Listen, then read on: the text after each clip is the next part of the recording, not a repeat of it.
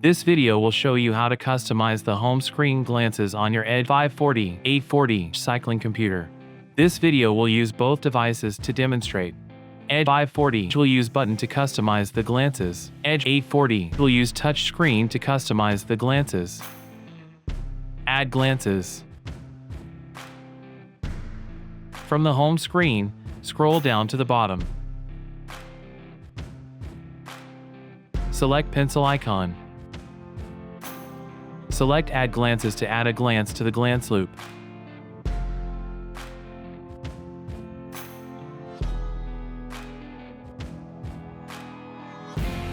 Reorder Glances. Select a glance, and select Reorder to change the location of the glance in the glance loop.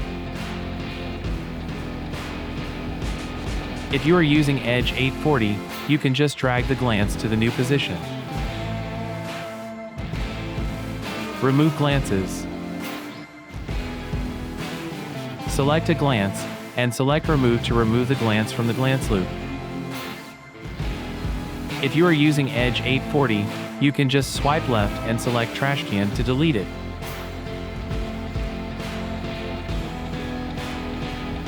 That's it. Thanks for watching.